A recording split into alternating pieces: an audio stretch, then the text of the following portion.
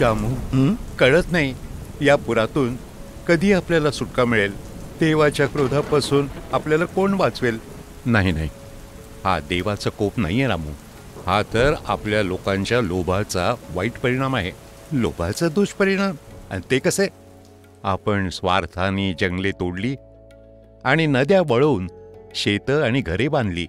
त्यामुळे पाणी वाहून चालण्यासाठी कमी जागा मिळते आणि शेवटी पाण्याची पातळी वाढल्याने पुराची परिस्थिती निर्माण होते. शेवटी आपण कसे वाचायचे? आपण नदी काठापासून किंवा समुद्राच्या किनाऱ्यापासून कमीत कमी 250 मीटर अंतरावर घरे बांधली पाहिजेत. पुराचा धोका असलेल्या सर्व भागात पाण्याचा निचरा होण्यासाठी योग्य व्यवस्था असली पाहिजे. पण आपण घरं कुठे बांधायची? हे बघ राबू, पूर पातळीपेक्षा उंच ठिकाणी आपले घर किंवा गाव बांधले पाहिजे. हा पूर अतिशय घातक आहे. हो, पण पुराचे फायदेही आहेत. पूरग्रस्त भागात पुराचे पाणी सुपीक माती घेऊन येते. पुराचे पाणी ओसरल्यावर ही माती सर्व क्षेत्रात पसरते. ही माती अतिशय सुपीक असते रामू. नदीच्या काठाच्या भागात पिकं चांगली येतात.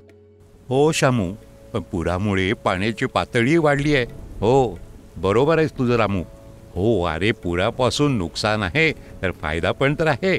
होय श्यामू, योग्य पावलं उचलून आपण पुराच्या प्रकोपापासून वाचू शकतो. बिलकुल, मी वचन देतो की ही माहिती सर्वांपर्यंत पोचवेन आणि एकत्रितपणे मी या उपायांची अंमलबजावणी करीन. ही झाली ना बात.